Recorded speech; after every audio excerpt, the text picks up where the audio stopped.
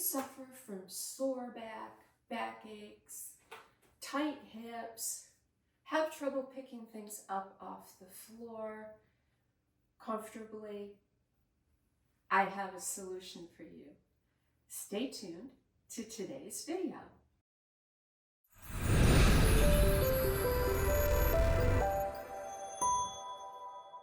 Hey fitness friends, welcome back to the channel.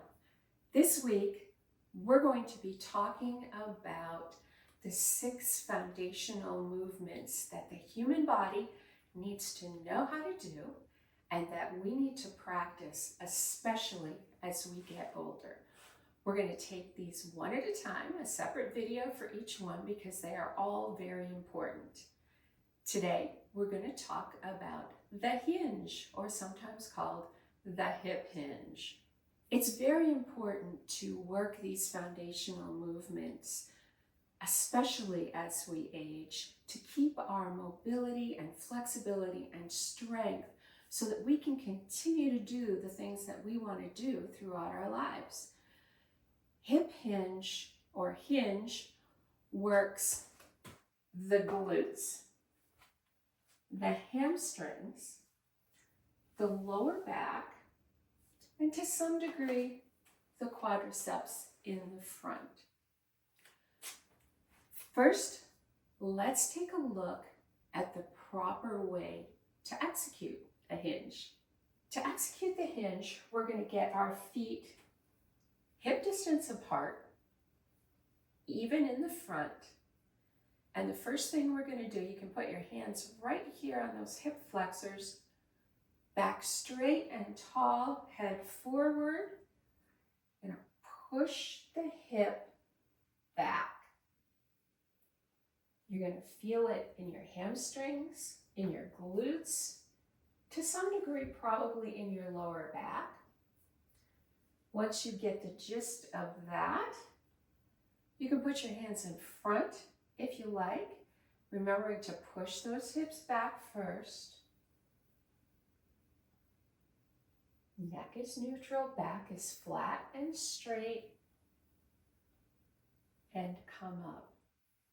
A great way to practice this is in front of a mirror, or if you have a partner, someone doing this with you, watch each other to make sure your back is flat and straight. If you don't have that, grab yourself a stick. You can use a broom, you can use a mop stick. I happen to have a walking stick here in my studio, just came in from a hike. You're going to grab a hold of it, put it behind your head, reach your other arm around behind, grab the bottom of the stick. So your top hand is going to be on your head, your bottom hand is going to be on your tailbone. This will keep you from rounding your back as you do this hip hinge. I'll do this in a couple different directions so you can see.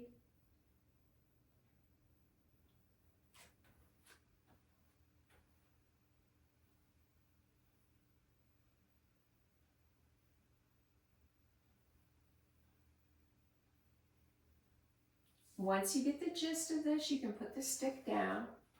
That's just basically training you to keep that back flat. This improves your posture, keeps your shoulders from rolling back, strengthens those muscles, and gets that hinge motion going for you. Now that's very important because what this is the beginning movement of our next foundational movement, which is the squat. We'll get into that tomorrow. But let's get into a warm-up workout that you can use with the hip hinge. So we're going to get back into our hip hinge position. Roll your shoulders back and down. Remember, hinging back. Come down, hold for 1, 2. Come up. This is also sometimes called a good morning.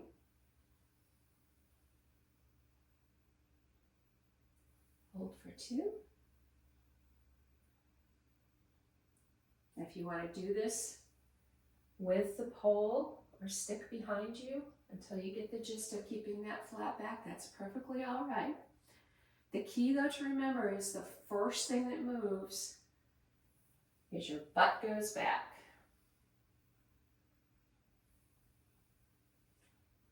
We're going to do 10 of these. Slowly down.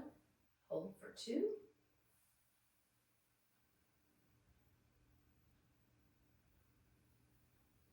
I'm only putting my hands here for something to do with them. They don't have to go here. You can put them out in flying position if you like.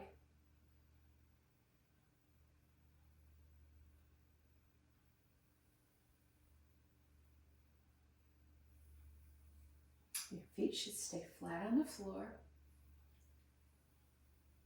I like to sometimes do this exercise when I'm warming up, but barefoot, it can spread your toes, and that's another way of keeping in touch with the ground. So we've done one set of 10. Then I'm going to shake my legs out, shake everything out, twist a little bit. We're going to go in for a second set of 10. So getting your feet in that hip distance position, back straight, roll your shoulders back and down. That'll help you keep that flat back.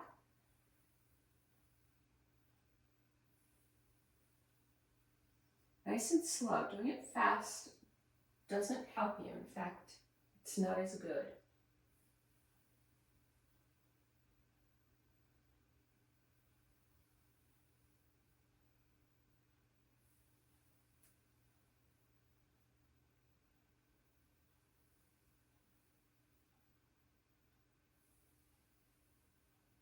We're on number 5 here.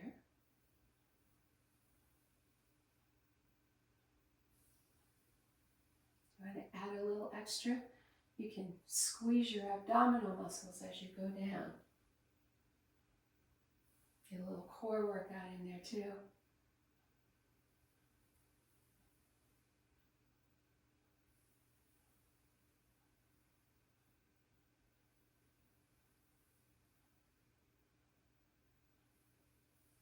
Two more.